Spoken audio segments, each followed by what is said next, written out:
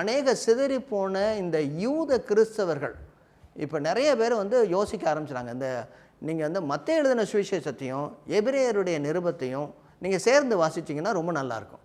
அதே மார்க்கு சுவிசேஷத்தையும் அதோடு கூட பேதுருவுடைய கடிதங்களையும் சேர்த்து வாசிச்சிங்கன்னா சரி ரொம்ப ரொம்ப தெளிவாக இருக்கும்.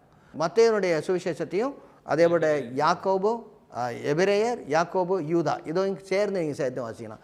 ஒன்று என்ன ரொம்ப தெளிவாக தெரியுதுன்னா, சிதறி போன சபைகளுக்கு எழுதப்பட்டது. கடைசியாக நம்ம பார்க்க போகிறது என்னென்னா லூக்கா வந்து ஆமாம் லூக்கா வந்து நம்ம முன்னாடியே பார்த்தோம்.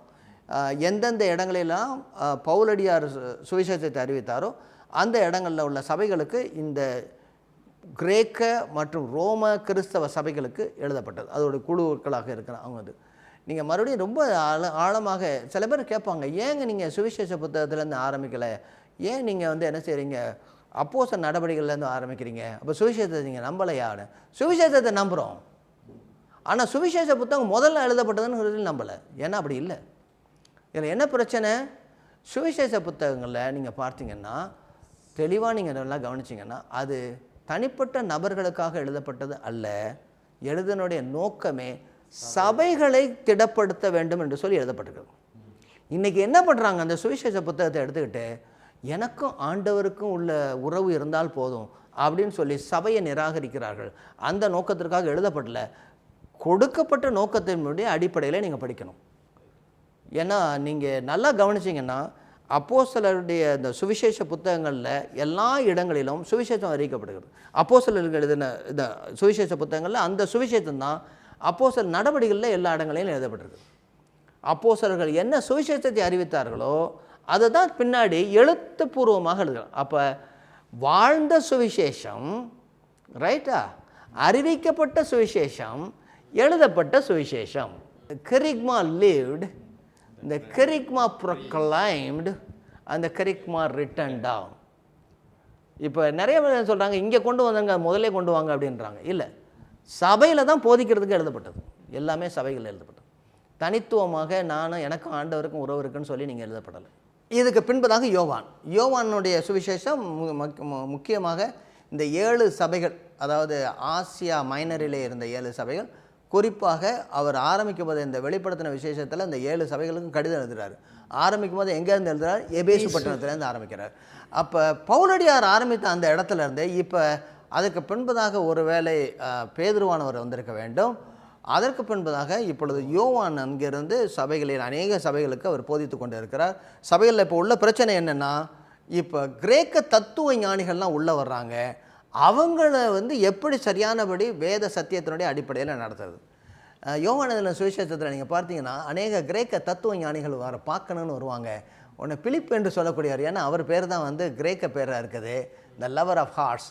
அவரை வந்து கேட்குறாங்க, நாங்கள் போதகரை காண வேண்டும் அப்படின்னு சொல்கிறாங்க. உடனே ஏசிட்டுக்கு வந்து சொல்கிறாங்க, உங்களை பார்க்குறதுக்கு நிறைய கிரேக்க தத்துவ ஞானிகள்லாம் வந்திருக்கிறாங்க அப்படிங்கிறாங்க. அப்போ என்ன சொல்கிறார் ஆண்டவர், என் வேலை வந்தது அப்படிங்கிறாரு. கொஞ்சம் யோசிக்கிறாரு, இல்லை என் வேலை வரலை அப்படிங்கிறார். ஏன்னா என் வேலை எப்போ வந்தது, இப்போ கிரேக்க தத்துவ ஞானிகளுக்குள்ள இந்த சுவிசேஷம் போயிடுச்சுன்னா உலகம் முழுசும் இந்த இப்போ என்ன செய்கிறாங்க, இப்போ கிரேக்க தத்துவ ஞானிகள்லாம் இருக்கிறாங்க, எல்லா இடத்துக்கும் போயிடும். ஆனால் என்ன சொல்கிறாரு, அப்படி ஞான மார்க்கமாய் அல்ல, எப்படி போக வேண்டும் என்றால் இந்த கோதுமை மணியானது நிலத்திலே விழ வேண்டும். அப்புறம் என்ன சொல்கிறாரு, நான் உயர்த்தப்படும் பொழுது எல்லாரையும் என்னிடத்துல இழுத்துக்கொள்வேன். அந்த உயர்த்தப்படுறது தான் சிலுவையை குறித்து பேசுகிறாரு. அந்த சிலுவையுடைய உபதேசம் எப்படி இருக்குன்னு சொல்கிறார் பவுலடியார், யூதர்களுக்கு பைத்தியமாய் இருக்கிறது, அதே போல் ரோமர்களுக்கு பயங்கரமாக இருக்கிறது. ரோமருக்கு பயங்கரமாக இருக்குது. இந்த சுவிசேஷத்தை எந்த விதத்தில் நான் கிரேக்க தத்துவத்தோடு கூட பேச மாட்டேன்னு சொல்லி பவுலடியார் எல்லா இடத்துலையும் நிருபத்தில் எழுதிட்டு வர்றாரு. ஆக மறுபடியும் திரும்ப நம்ம பார்ப்போம், புதிய ஏற்பாட்டில் உள்ள எல்லா புத்தகங்களையும் நாம் பார்ப்போம் என்றால், முதலாவதாக நாம் படிக்க வேண்டியது சுவிசேஷத்தை நாம் சரியானபடி நாம் அறிந்து கொள்ள வேண்டும் என்றால் நடவடிக்கைகளுக்கு வாசிக்கிறதோடு கூட அதோடு கூட நடுவில் ஒரு லூக்கா எழுதின சுவிசேஷமும் அப்போஸ்தலர் நடவடிக்கைகள் வாசிக்கும் பொழுதே பவுலடியார் எழுதின கடிதம். எங்க 14வது அதிகாரத்திலே நம்ம எதை வாசிக்கணும், கலாத்தியர் 14, 15வது அதிகாரத்திலே நம்ம எதை வாசிக்கணும், கலாத்தியர் நிருபத்தை வாசிக்கணும். அதற்கு அடுத்ததாக 1-2 தெசலோனிக்கேயருடைய புத்தகங்களை நம்ம அதுக்கு பின்பதாக நாம் பார்க்கிறோம். அதற்கு அடுத்ததாக 1-2 கொரிந்தியரை நாம் பார்க்கிறோம். பின்பதாக ரோமருக்கு எழுதின நிருபத்தை பார்க்கிறோம். இதெல்லாம் நீங்கள் கவனிச்சிங்கன்னா 13-14வது அதிகாரத்திலிருந்து 18வது அதிகாரம் 19வது அதிகாரத்துக்குள்ள கிட்டத்தட்ட எல்லா புத்தகமும் நமக்கு தெரிஞ்சிடும். இந்த 6 புத்தகங்களும் வந்துடும். அதுக்கு பின்பதாக 4 புத்தகங்கள் நம்ம பார்க்குறோம். ரோமருக்கு எழுதின நிருபத்தை நம்ம பார்க்குறோம். ரோமருக்கு எழுதின நிருபத்தை அவர் வழியில் வரும்போது எழுதுகிறாரு. எபேசியருக்கு எழுதின நிருபத்தை நம்ம பார்க்குறோம். எபேசுடைய சபையை பார்க்குறோம். கொலோசியருக்கு எழுதின நிருபத்தை பார்க்கும் பொழுது அவர் எபேசியில் இருக்கும்பொழுது நடந்தது. அதுக்கடுத்தது பிலிப்பியருக்கு எழுதின நிருபத்தை நாம் பார்க்கும்போது அதுக்கு முன்பதாகவே 16வது அதிகாரத்தில் பிலிப்பியருக்கு எழுதின நிருபத்தை குறித்து எழுதப்பட்டிருக்கு. ஆக ஒவ்வொரு முறையும் நிருபங்களை படிக்கும் பொழுது நீங்கள் திரும்ப எங்கே வரணும்னா அப்போஸ்தலர் நடவடிக்கைகள், ஒவ்வொரு அப்போஸ்தலர் நடவடிக்கைகளிலும் ஒவ்வொரு அதிகாரம் எழுதும்போதும் படிக்கும்போதும் அந்த நிருபத்தை படிக்கணும். திரும்ப வரணும். இதை என்ன சொல்லுவாங்கன்னா all the letters are embedded in the Acts of Apostles. embeddedனா அதோட கூட இணைந்து தான் இருக்குது. இதுதான் சரித்திரம். இந்த சரித்திரத்துக்குள்ளே தான் இது எல்லாமே வருது. ஆக பவுலடியார் என்ன செய்கிறாரு? அவருடைய கடிதங்கள் எல்லாவற்றிலும் இயேசுவானவருடைய போதனையை, அன்றாட போதனையை குறித்து எழுதிட்டு வர்றார். சுவிசேஷத்தையும் எழுதுகிறாரு, போதனையும் எழுதுறாரு. ரெண்டும் கலந்து எழுதுறாரு ஒவ்வொரு இடத்துலையும். எல்லா புத்தகங்களும் அப்படி தான் இருக்கும். சுவிசேஷமும் இருக்கிறது, அதோடு கூட உபதேசம் இருக்கிறது. இந்த கெரிக்மா அண்ட் டிடாக்கே ரெண்டும் பிணைந்து ஒவ்வொரு புத்தகத்திலையும் இருக்குது. நம்ம என்ன பண்ண போகிறோம்னா, இப்போ இனிமேல் வரக்கூடிய பகுதிகளில் அந்த வேதாகமத்தை புரிந்து கொள்வதற்காக சில வசனங்களை, அதாவது ஒவ்வொரு வசனங்களையும் நாம் பார்க்க போகிறோம். இதை ஒவ்வொரு பகுதிகளாக நாம் பார்க்க போகிறோம். முதலாவதாக நம்ம என்ன பார்க்குறோம்? சிருஷ்டிப்பு, மனிதனுடைய வீழ்ச்சி, பின்பு நம்ம நோவாவோடு கூட ஆண்டவர் செய்த உடன்படிக்கை, அதற்கு அடுத்ததாக பாபேல் கோபுரம், இல்லையா? நம்ம 4 பகுதிகளாக நாம் பார்த்தோம். ஞாபகம் இருக்குதா? சிருஷ்டிப்பு, அதுக்கு அடுத்ததாக மனிதனுடைய வீழ்ச்சி, அதுக்கு அடுத்ததாக நோவாவுடைய கூட உடன்படிக்கை, அதாவது ஜலப்பிரளயம், அதுக்கு அடுத்ததாக பாபேல். இது எல்லாமே 1 முதல் 11 அதிகாரங்கள் நாம் பார்க்குறோம். அதற்கு பின்பதாக ஆபிரகாமோடு கூட தேவன் செய்த உடன்படிக்கை, ஆபிரகாமிக் கவனன்ட். இதற்கு ஆதாரமாக நாம் என்ன பார்க்கிறோம்? ஆதியாகமம் 12வது அதிகாரம் 1 முதல் 3 வசனங்கள். அதற்கு அடுத்ததாக 15வது அதிகாரம் 1 முதல் கடைசி வசனம் வரைக்கும் வச்சுருவோம். நம்ம அதில் 1 முதல் 6 வசனங்கள். அதுக்கு அடுத்ததாக 17வது அதிகாரம் 1 முதல் 6 வசனங்கள், 8 வசனங்கள். அதோடு கூட 18வது அதிகாரம் 17, 18, 19 வசனங்கள். அப்புறம் கடைசியாக நம்ம ஒரு 50வது அதிகாரம் நம்ம பார்த்தோம். இல்லை, 50வது அதிகாரத்தில் யோசேப்பு சொல்லுவார், எனக்கு நீங்கள் தீமை செய்தீர்கள், ஆண்டவர் இதை நன்மையாக செய்தார்கள். இது என்ன சொல்கிறாரு? ஆண்டவர் தன்னுடைய திட்டத்தை வெளிப்படுத்துகிறார். காட்ஸ் பிளான், அவருடைய ஓவரால் பிளான், இதுதான் ஒரு ஒட்டுமொத்தமான திட்டம்னு சொல்லி கொண்டு வர்றார். இரண்டாவதாக அவர் என்ன செய்கிறார்? இந்த திட்டத்தை ஒரு சமுதாயத்தில் கூட கொண்டு வர்றார், த நேஷன் இஸ்ரேல். இதுக்கு நம்ம எங்கே போகணும்? எக்ஸடஸ், அதாவது யாத்திராகமத்தினுடைய புத்தகம் 19வது அதிகாரம் 1 முதல் 6 வசனங்களிலும், அதுக்கு அடுத்ததாக 20வது அதிகாரம் 1 முதல் 17 வசனங்கள். இதில் தான் பிரதான கட்டளை கொடுக்கப்பட்டது, அதாவது இந்த 10 கட்டளை கொடுக்கப்படுகிறது. அதோடு கூட உபாகமத்தினுடைய புத்தகம் 30வது அதிகாரம் 1 முதல் 10 வசனங்களை நம்ம வாசிக்கணும். ஏனென்றால் பிற்காலத்தில் என்ன செய்ய போகிறீங்கன்னு சொல்கிறாரு. என்பதாக 18வது அதிகாரத்தை நம்ம வாசிக்கணும். உபாகமத்தினுடைய புத்தகம் 15 முதல் 18, 22 வசனங்களில் ஒரு தீர்க்கதரிசி வருவார். ஆக இஸ்ரவேல் ஜனங்களோடு கூட தேவன் செய்த உடன்படிக்கை, அதனுடைய வாக்குத்தத்தம். அதற்கு அடுத்ததாக தாவீதோடு தேவன் செய்த உடன்படிக்கை, அதனுடைய வாக்குத்தத்தம். இதை வாசிக்கிறதுக்கு நம்ம எங்கே போகணும்? 2 சாமுவேலுடைய புத்தகம் 7வது அதிகாரம் 1 முதல் 29வது வசனங்களில். அதோடு கூட சங்கீதங்களில் நிறைய இடத்துல சொல்லியிருக்காங்க.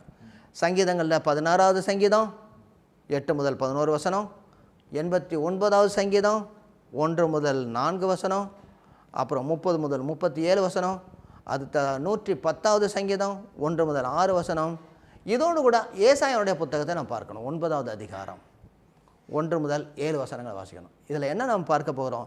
தாவீதோடு கூட தேவன் செய்த வாக்குத்தத்தம், உடன்படிக்கை, நித்திய ராஜ்யம், மேசியாவுடைய வருகை, இது எல்லாமே இதில் கொண்டாடப்படுகிறது. இதில் என்ன சொல்கிறாருன்னா, இதை மனுஷ நியமமாய், மனுஷ பிரமாணமாய் சொன்னீரே அப்படின்போது என்ன சொல்கிறார்? மனுஷர்களுக்கு போதிக்க வேண்டியதாக சொன்னீரே அப்படின்னு சொல்லிட்டு தான் இதை போதனையாக சொல்லும்படியாக தான் அவர் இந்த எதில் எழுதுகிறார்னா சங்கீத புத்தகத்தில் எழுதுகிறார். ஓகே, இது இந்த உடன்படிக்கை தாவீதோடு கூட செய்த உடன்படிக்கை, இது நித்திய உடன்படிக்கை. பின்பதாக நாம் பார்க்கிறோம், இந்த ராஜ்யம் வரப்போகிறது என்று சொல்லி பார்க்கிறோம். ராஜ்யம் வந்து விட்டது. இப்பொழுது மார்க் எழுதின சுவிசேஷத்தை நாம் படிக்க போகிறோம் முழுவதுமாக. அந்த ராஜ்யம் என்ன? 1வது அதிகாரம் 1 முதல் 15 வசனங்கள் நாம் வாசிக்கும் பொழுது, இயேசுவானவர் இதோ பரலோக ராஜ்யம் சமீபமாக இருக்கிற, மனம் திரும்புங்கள் என்று சொல்ல காலங்கள் நிறைவேறிட்டுங்கிறார். அதுக்கு அடுத்ததாக அந்த ராஜ்யத்தினுடைய சுவிசேஷம் என்ன அப்படின்னு சொல்லும்போது 8வது அதிகாரத்தில் சொல்கிறாரு, அவருடைய மரணம் உயிர்த்தெழுதல். அவருடைய மரணம் உயிர்த்தெழுதல். அவமானப்படுவார், அதற்காக அவர் மரணம் அடைவார், ஆனாலும் உயிர்த்தெழுவார். 8வது அதிகாரத்தில். 9வது அதிகாரத்தில் திரும்ப சொல்கிறார் அதே 30 முதல் 32 வசனங்களில். 10வது அதிகாரத்துலையும் அதே சொல்கிறார் 32 முதல் 34 வசனங்களில். திரும்ப திரும்ப திரும்ப இந்த சுவிசேஷத்தை சொல்கிறார். ராஜ்யம் என்ன? இந்த ராஜ்யத்துக்காக என்ன சொல்லப்படும்? 12வது அதிகாரத்தில் சொல்கிறாரு. 14வது அதிகாரத்தில் இதை பிரசங்கம் பண்ண வேண்டும் என்று 16வது அதிகாரத்தில் சொல்கிறார். இதெல்லாம் நம்ம படிக்க போகிறோம். ஆக இந்த மார்க் எழுதின சுவிசேஷத்தை வாசிக்கும் பொழுது இந்த ராஜ்யம் எப்படி இயேசு கிறிஸ்துவோடு வந்ததுன்னு சொல்கிறாங்க. அந்த ராஜ்யம் எப்படி இப்பொழுது அறிவிக்கப்பட்டு கொண்டு வருகிறது என்று சொல்லி நாம் அப்போஸ்தலர் நடவடிக்கைகள் வரோம். 1 முதல் 11 1வது அதிகாரம் 1 முதல் 11 வசனங்களில் அந்த சுவிசேஷம் என்னன்னு சொல்லி 2வது அதிகாரத்தில் பார்க்கலாம், 3வது அதிகாரம், 4வது அதிகாரம், 5வது அதிகாரம், 10வது அதிகாரத்தில் நம்ம பார்க்கலாம். சுவிசேஷம் அறிவிக்கப்படுது. எப்படி இந்த ராஜ்யத்தினுடைய சுவிசேஷம் எல்லா இடத்துலையும் அறிவிக்கப்படுகிறது. பின்பதாக நம்ம சொல்கிறோம் அந்த சுவிசேஷம் என்னன்னு சொல்லி 1 கொரிந்தியர் 15வது அதிகாரம் 1 முதல் 6 வசனங்களில் பார்க்கலாம். இதுதான் ஏசாயாவுடைய புத்தகம் 53வது அதிகாரம் 1 முதல் 12 வசனங்களில் கொண்டு சொல்லப்பட்டிருக்கு. ராஜ்யத்தினுடைய அறிவிப்பு குறித்து நம்ம பார்த்தோம். முன்னாடியே நாம் பார்த்தோம். அப்போஸ்தலர் நடவடிக்கைகள் 1வது அதிகாரம் 1 முதல் 11 வசனங்கள், 5 சுவிசேஷ பிரயாணங்கள், சுவிசேஷ அறிவிப்புகளை பார்த்தோம். அதற்கு அடுத்ததாக அப்போஸ்தலர் நடவடிக்கைகளை போதனைகளை நாம் பார்த்தோம். ஒவ்வொரு பகுதிகளாக தான் 6 பகுதிகள் நாம் பார்த்தோம் என்றால் 6வது அதிகாரம் 7வது வசனம், 9வது அதிகாரம் 31வது வசனம், 12வது அதிகாரம் 24வது வசனம், 16வது அதிகாரம் 5வது வசனம், 19வது அதிகாரம் 20வது வசனம், 28வது அதிகாரம் 30 31வது வசனம். சுவிசேஷம் எப்படி அறிவிக்கப்பட்டு இந்த ராஜ்யம் எப்படி ஸ்தாபிக்கப்பட்டு வருகிறதுன்னு பார்க்கிறோம்.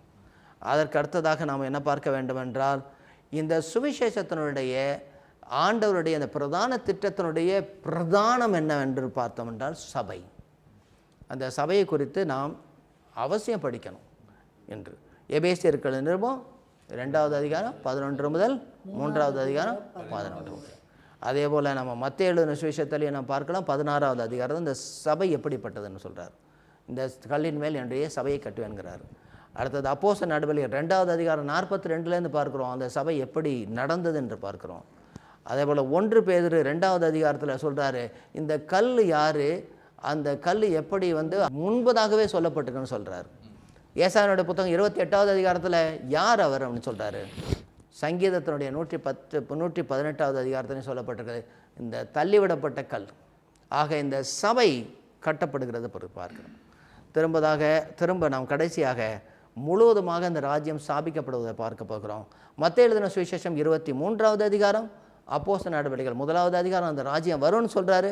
ரோமர்கள் நிருபத்தில் 9வது அதிகாரம், 10வது அதிகாரம், 11வது அதிகாரத்தில் இஸ்ரவேலரை குறித்து என்ன, கடைசி நாட்களில் என்ன நடக்கும், அதுக்கு அவரு கூட நம்ம சகரியானுடைய புத்தகம் 14வது அதிகாரத்தை நம்ம பார்க்க போகிறோம். எப்படி மறுபடியும் திரும்ப ஒரே ஒரு இதில் குயிக்காக முடிச்சிடுறேன். என்ன சொல்லப்பட்டிருக்குது? விழுந்து போவது, அதாவது சிருஷ்டிப்பும் விழுந்து போவதும். 1 முதல் ஆதியாகமம் 1 முதல் 11 அதிகாரம். கர்த்தருடைய பிரதான திட்டம் வெளிப்படுதல், ஆபிரகாமோடு கூட செய்த உடன்படிக்கை. அந்த உடன்படிக்கைக்கு ஒரு பெரிய தேசத்தை ஆரம்பிக்கிறார், இஸ்ரவேல் தேசம். அது யாத்திராகமத்தின் புத்தகம். அந்த உடன்படிக்கையின்படி ஒரு ராஜா வரப்போகிறார், தாவீதோடு செய்த உடன்படிக்கை. அந்த உடன்படிக்கையின்படி இயேசு கிறிஸ்து வந்திருக்கிறார், மார்க் எழுதின சுவிசேஷம். அந்த உடன்படிக்கையினுடைய சுவிசேஷம் அறிவிக்கப்படுகிறது, அப்போஸ்தலர் நடவடிக்கைகள். அந்த உடன்படிக்கையினுடைய சமுதாயம் ஆரம்பிக்கப்படுகிறது, சபை ஆரம்பிக்கப்படுகிறது, எபேசியர்கள் நிறுவம். அந்த உடன்படிக்கையின்படி கர்த்தர் தன்னுடைய ராஜ்யத்தை நிறுவப் போகிறார், திரும்ப மறுபடியும் வரப்போகிறார். மத்தேயு எழுதின சுவிசேஷத்தில் இதை ஒவ்வொரு பொதியாக நம்ம படிக்க போகிறோம். மறுபடியும் திரும்ப இதை ஒட்டுமொத்தமாக நம்ம தெரிஞ்சிருச்சு. இப்போ என்ன செய்ய போகிறோம்?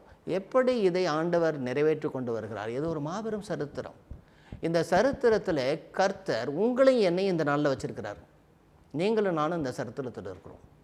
ஆக இது ஏதோ ஒரு சரித்திரம் யாருடைய ஒரு இது, அல்லது இது யூத மக்களுடையது, கிரேக்க மக்களுடைய கிடையாது. உங்களுடைய சரித்திரம், என்னுடைய சரித்திரம். ஏன்னா நீங்களும் நானும் இன்று சபையிலே அவருடைய பிரதான திட்டத்தினுடைய மையத்தில் இருந்து கொண்டு இருக்கிறோம். நாம் மூலமாக கர்த்தர் ஏதோ ஒன்றை செய்ய விரும்புகிறார். ஏதோ ஒன்றில் ஒன்றை மட்டும் செய்ய விரும்புகிறார். அவருடைய அனந்த ஞானமானது தேவ தூதர்களுக்கும் உங்கள் மூலமாக, என் மூலமாக அறிவிக்கப்பட வேண்டும். இதற்காகவே தேவன் ஆபிரகாமை அழைத்தார். அதன் மூலமாக உலகத்தில் உள்ள எல்லா ஜாதிகளையும் ஆசீர்வதிக்கிறார். ஆபிரகாமுடைய ஆசீர்வாதம் என்ன? அந்த ஆசீர்வாதத்தினுடைய வடிகால் தான் ஆண்டவருடைய திட்டத்தினுடைய மையத்தில் இருக்கிறோம் என்பது நாம் அறிந்து கொள்ள வேண்டியது. இதை குறித்து நாம் தொடர்ந்து பார்ப்போம்.